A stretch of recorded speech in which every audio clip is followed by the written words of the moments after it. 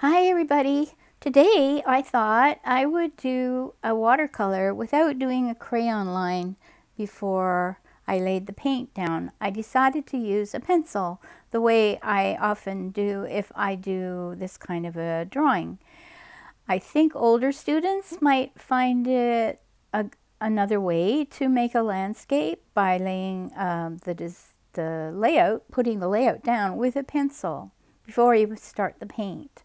Now, I had a photograph from the forest, which I liked. You can see part of it there. I put it in the screen area so that you could see it as I draw. It's pretty easy, and I know that I'm not exact.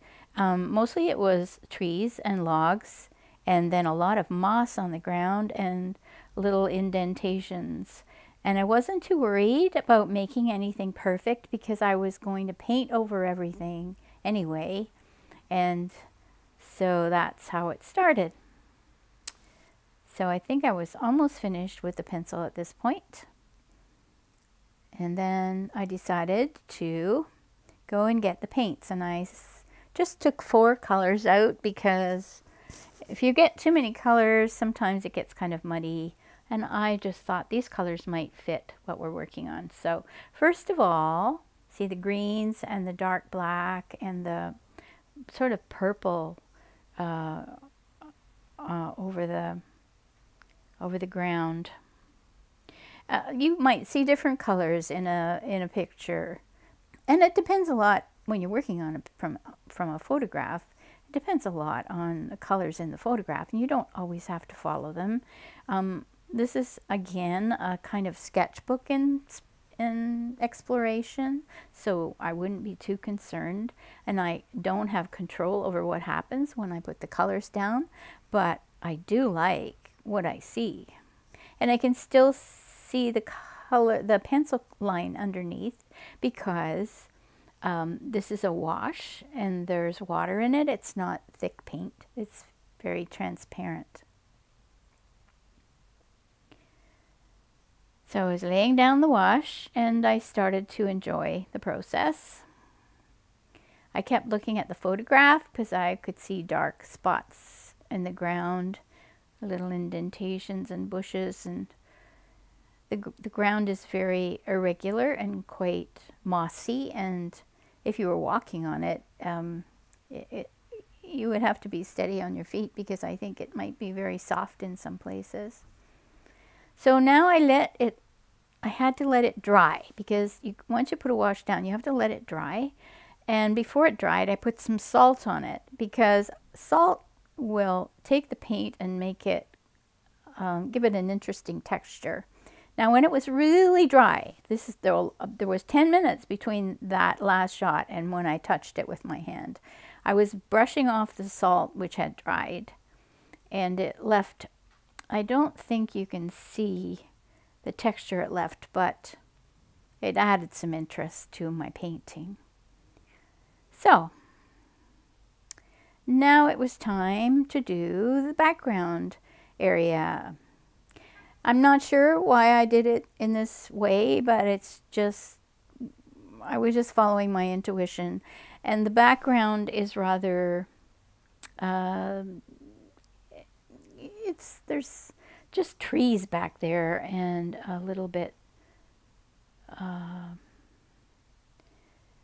so mostly what I'm putting down is just how I'm feeling the paint. I'm not really thinking about the drawing, but I was thinking about the colors of the background. It was rather, it wasn't the important part of the painting. The important part of the painting, I think, was just playing with paint. So, and I don't know why I laid the background behind it like that, but I did. I felt that it would work if I tried it this way. Now, when you're painting, you might make decisions that other people might not make because everyone is different and everyone's painting would be different and everyone's color choices would be different. So I was thinking of the trees and bushes and leaves and scrub brush in the background. Was it scrub brush or scrubby brush? Maybe I should say that. It was starting to look a bit like trees, don't you think? Look at that. So I think I was almost finished with this wash. And I think I was going to start painting the trees at this point. Yes, no, yes, I started. That background wash was dry, really dry before I did this. You have to give yourself time between sessions of putting the paint down, because otherwise you'll have everything running together and you won't get clear lines or indications of what you're trying to do. So I was just making kind of little shapes of trees, and then I decided to paint the front tree, which was rather gray, and there was light on one side on the right, but when I was painting it I decided to make it all dark so that it would stand out against the light in the background.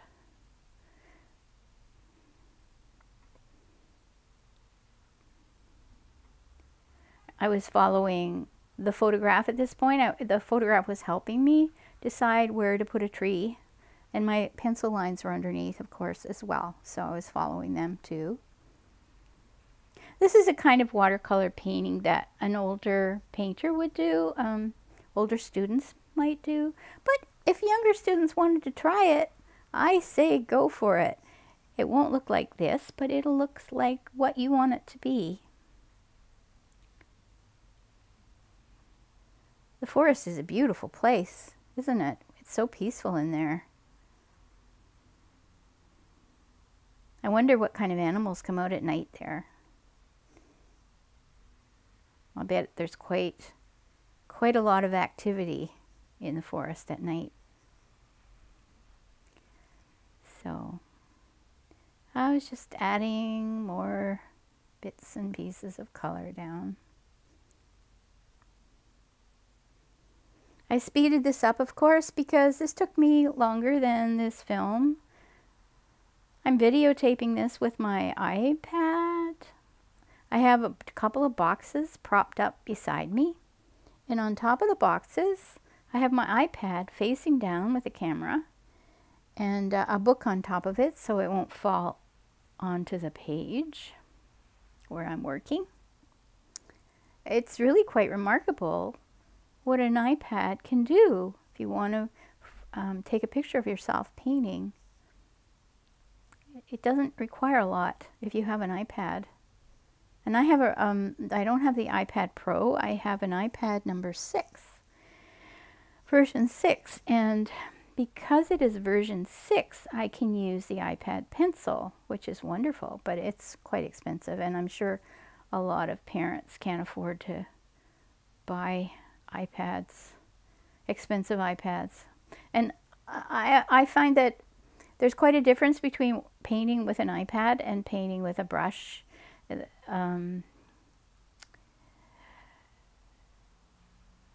Sometimes it feels almost the same, but I'm more satisfied when I make a painting with my real paint and real paper. For some reason, I'm not sure why. I just feel like I have accomplished something.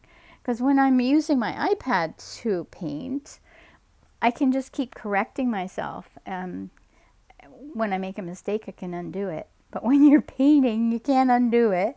But you can figure out how to solve a problem just by going over something or changing something a little bit. There was moss running up the trunk of that tree, and I was trying to get that effect there.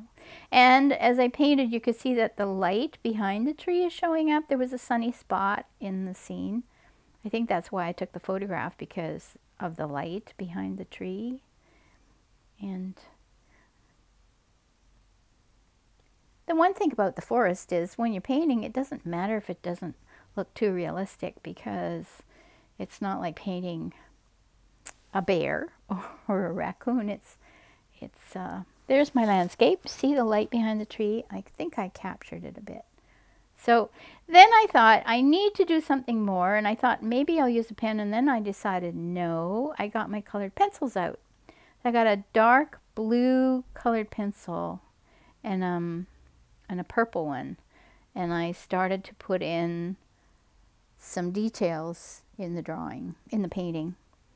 just to perk it up a bit. And then I thought, I think I'm finished. So there's the painting when I took the tape off the edges.